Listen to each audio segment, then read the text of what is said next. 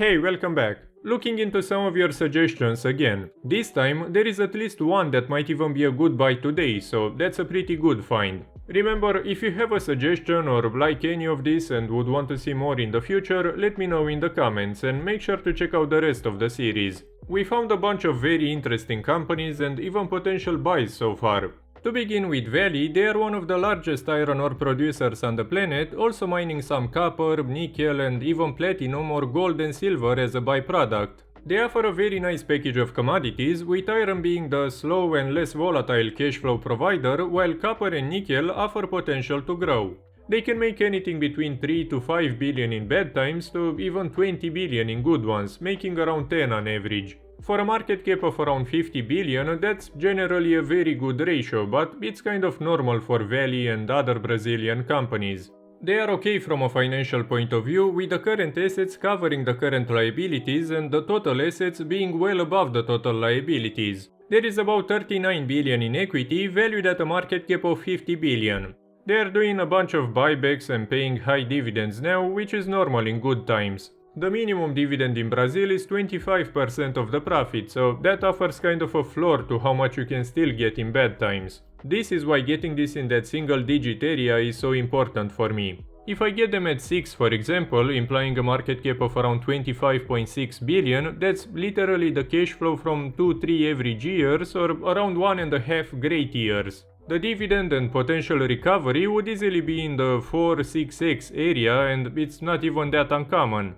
I keep saying this, but it's very important. China has a huge influence on the price. The country makes and uses a lot of steel, so they represent around 60 to 80% of the iron ore demand. Iron is probably the most dependent on China commodity on the planet. Any slowdown, lockdown, recession and so on in China can influence the global market and consequently Vale. Another issue that's still in development are the lawsuits related to the dam failure from 2015. Together with BHP, they are facing a bunch of massive lawsuits, and even if it's probably not something that will bankrupt them, they can still be affected. This can have an effect on the balance sheet and even the dividend. You know, paying let's say 20 billion over a decade means minus 2 billion per year, which is 4% of the company. Not to mention that if they get debt to fund it, that would generate interest, so it can be even more. And I haven't mentioned this in a long time, but Brazil owns something called golden shares in Vale. They get the right of veto on certain matters, which might not always be in Vale's favor. Overall, even with the lawsuits, I like Vale and it's already on my watch list. This isn't at the price I'd want to buy it yet, but another 30, 40, 50% drop could happen and then it would definitely be a buy for me. Again, it's a commodity stock, so volatility is pretty much guaranteed. But if I manage to buy during the time when the market doesn't want to hear about them, the reward can be very attractive. I think this kind of investment takes a lot of patience, both when waiting for it to get to a good price and then for it to recover. Now, Celsius, they market themselves as a healthier energy drink and manage to grow significantly, as you are about to see. I think the industry has a lot of potential. The company grew significantly lately, with the revenue going up 10 times since 2020. That had an effect on the net income and the cash flow, but for a roughly 14 billion market cap, they are still very far from being a value investment. Obviously, this is a growth stock, but let's see if the market's expectations are justified. Comparing them to Monster, they are a quarter of the market cap and they made a fifth of the cash flow in the past year or a tenth a year ago. So the market definitely sees a lot of growth, and that's after it fell quite a bit. And as a note, Monster is also pretty expensive, so being at a higher valuation shows a lot of confidence. Indeed, we can see a huge amount of growth so far. Again, 10 or even 20x in revenue since 2019, and there is a lot more potential. They plan to expand globally, adding Canada, UK, Australia, France and more this year. So in 3, 4, 5 years, they can realistically double or even more than triple the revenue. Financially, they have enough cash to cover the total liabilities, which is great. Kind of an issue is that they have a lot of convertible notes and thus the equity is very small. But they issued them to Pepsi, and that's something to keep in mind. As a parenthesis, Pepsi bought Rockstar in 2020 and Celsius already has a better market share. There is real potential that Pepsi might eventually buy them to compete with Monster and Red Bull. A mistake in my opinion is that they aren't issuing more shares. Sure, it can make the stock fall in the short term, but would you prefer it if they didn't and the stock fell anyway because they couldn't deliver enough growth? If there is so much demand and such a spike in the price, why not take advantage of it and fund a lot of momentum in the expansion? That would be one way to achieve probably even more growth than the market expects. Then, when they get to a more mature state, they can buy them back, so in the long term, you as a shareholder still win. Think about what $1 billion or $2 billion can do for a company like this today. The alternative would be debt, meaning interest and an increase in the overall risk. They have studies to back the claims, but if you look into them, they aren't that conclusive or they are paid very small or specific, and it's not really something that makes them unique. Ultimately, the number one difference probably comes to the amount of calories because it's a sugar-free drink and the taste. Offering the sugar-free option to Monster and other energy drinks can have a lot of potential. Now, let's say a fair value for them in today's market is at 25 times the cash flow. To do that, they would have to pretty much double the previous cash flow or quadruple the one from a year ago. I think with all the global expansion, that's achievable and even beatable. International is still a very tiny portion of the sales. All that growth so far came from the US and they can still grow even there. They have a 10% market share, so even a few percentages can make a difference. I see that the market is, as always, paying a lot of attention to quarterly things, but I think the right approach is different. You know, in half a decade, when maybe they get to a more mature state in the US and UK, Canada, Australia, and developing in France, Germany, Eastern Europe, and so on, how would the numbers look? You know, would they have issues and do a terrible job and deliver only 10-15% growth per year, meaning you probably lose money or barely break even, or continue even at 20-25% growth, leading to a potential 3-4x? Can it fail? Yes, everything can. Maybe there is a terrible lawsuit or huge competition or problems with Walmart and so on. But on the other hand, they have a product that people love and there is a lot of room to grow, especially in other countries. I don't really like the current price because I feel like it's a bit too much on the limit of, everything being perfect, which means that any bump on the road can lead to a crash again. If that happens, then it might become a buy. Still, an interesting company with a lot of potential. Now, Sirius XM, this is simply put a radio company. Even if it's not really the same thing, they compete with Spotify, YouTube and any kind of alternative to radio. In terms of revenue, the business didn't really change that much over the past half a decade, although the stock shows a very different story. We can see it fall from up to 7 to around 2.5 now, so around a 60% loss. They had a huge jump recently when Warren Buffett revealed a stake in the company and he actually keeps buying even now. Well, he bought the Liberty version, which is tracking Liberty's investment in Sirius. One thing to mention, Liberty owns about 80% of Sirius. It's a bit complicated and it has an effect on the management, but a year ago they announced a plan to unify the two into a single public company, expected to finish in Q3. If you care about Sirius, I'd rather get the Liberty version because they seem to want to partially buy out the Sirius shareholders. They would get a bit less of the new company plus a payment in cash. Due to the higher capex, they can make around 1.2 billion in cash flows today from 1.5 billion a few years ago, which is very good for a 10 billion market cap.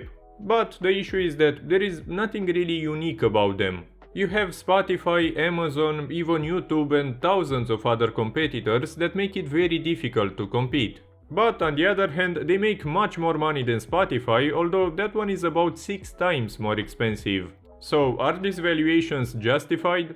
And if they are relatively so cheap, there is potential to see someone trying to buy them. I mean, 9 billion in revenue, 30 million subscribers, over $1 billion in cash flows, they have things to offer. You know, if Netflix for example wants to develop into this area, they can easily issue a few shares and buy them. But what I don't like about them is the balance sheet. They have a serious issue from this point of view. The current assets don't cover the current liabilities and neither do the total ones, which is a very big issue. There is a lot of debt and the equity is a deficit of 2.4 billion or even 5.6 billion without the goodwill. The debt is spread relatively okay, but they can't cover the current liabilities and there is also like 400 million of annual interest on top of the repayments. In time, the debt accumulated to a potentially very significant issue. Eventually, they won't be able to keep refinancing and the problem is that this isn't something they can pay with 2-3 years of cash flows. It can take even half a decade of maximum focus just to get to a good state. Another issue is that with the stock falling so much, they are getting kicked out of index funds, which has an effect on the demand and consequently the price. That means they also can't issue shares to pay back the debt because they'll dilute a lot. So they are kind of stuck in a very tough position, and I think maybe divesting some part of the business might be one of the only ways to get out of it. The dividend is also quite a big issue. They need around 400 million to pay it, so that together with interest, debt repayments, buybacks, investments is not very sustainable. If they use that over 3.5 billion they wasted on buybacks since 2020, they could have been in a much better shape. If they eventually cut the dividend, that can lead to even more pressure on the stock. But keep in mind that this is Liberty's company. If they want to milk it as much as possible and then sell it or buy it for peanuts, it's up to them. You are allowed to participate in whatever they do, but you don't have a say in what happens. So they are cheap from some points of view, but this can also be risky from a financial perspective. It's ultimately a matter of risk and reward. I'd say for me this isn't such an attractive investment. There is potential, but getting out of the current situation is gonna be very difficult. And I'm not really sure that Liberty wants to get out of it. Again, it's their company and who knows what they plan with it. One thing before we go to the next one, we have to remember that Warren Buffett keeps buying this stock, well, the Liberty version, but still. I'm not saying just copy whatever he's doing. But if there are issues and Sirius needs money, Buffett could provide a lifeline which would probably be very advantageous for him as he usually does. So I doubt he would just catch a falling knife without having a plan. But again, we can't know what they plan, so I'd rather be cautious. Now, Dropbox, this is a cloud storage company that evolved quite a bit in time. They offer storage, sharing, backup, signing, security and so on services primarily for companies. Think about Google Drive but with a few extra features. The stock has been pretty volatile and now they are getting to some of the lowest levels in history. We can see them crashing significantly in Q1 following the earnings and then the usual rating cuts that I talked about in the previous video. We can see very strong and improving margins and good improvements in the revenue per user and even the number of users. This is a really interesting low capex and high margin recurring revenue business model and it's surprisingly cheap. They can make around 700 million in cash flows, which is great for a 7 billion market cap. So a lot of revenue can be converted into cash flows, which is great.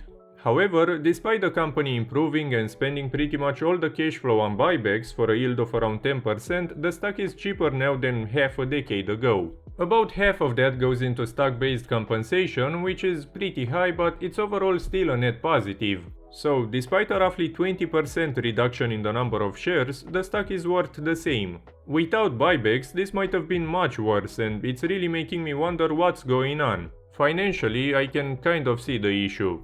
The current assets cover the current liabilities, but the total ones aren't enough and they also have a lot of goodwill. Kind of the problem is that they have convertible notes due in 2026 and 28. They come with no interest, which is great, but that's like 11% of the market cap each. So that would counter all the buybacks so far, but so what? They would be in a good shape after they pay this, so it may not be that bad. And that is at the current price. If the stock was to, let's say, double, then the dilution wouldn't be so high. Or, if the price continues to fall, they can just use a year of cash flows and pay each of these. Also, if the stock eventually goes up, they would have a significant amount of money for dividends. Currently, they can even pay a 10% dividend or they can do some massive investments. I think buybacks should be the number one priority right now because 1. They can lead to less dilution when the convertible notes are due, and 2. They can then issue to buy other companies. So it's a win-win if they manage to get the stock to move up.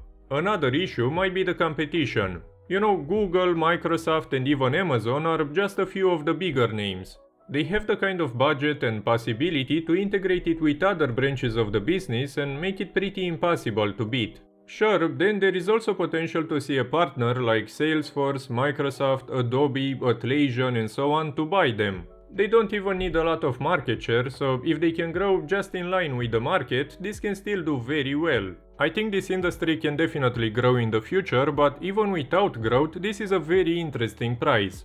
Even if they keep making only 700 million, they expected a billion by the way, that allows them to do quite a bit.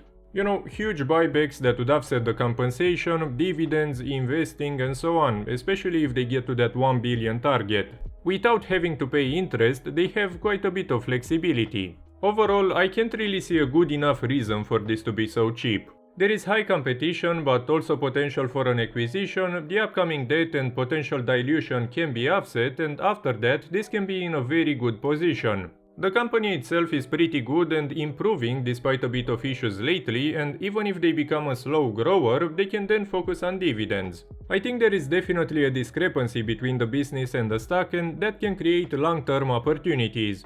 So overall, quite a few even potential buys once again. I think that with the Fed taking a slower approach, we might get to see a bunch of opportunities once again. That's honestly really good because that way we get time to research more and maybe buy a couple of deals. And that could be especially good in Vale's case because a slower economy usually means less demand for iron, while the time after it can be very beneficial. All three of them can benefit from rate cuts, but Vale has kind of the ultimate direct exposure to the economy. Again, if you have any suggestion, please let me know. Make sure to check out the rest of the series because I added quite a lot of companies to my watchlist so far. As always, what I cover in my videos shouldn't be enough for you to make any investment decision, so please do your own research before investing in anything. If you want to see more videos like this one, please leave a like and even a comment to help me out and make sure to subscribe. Thank you for watching and I'll see you next time.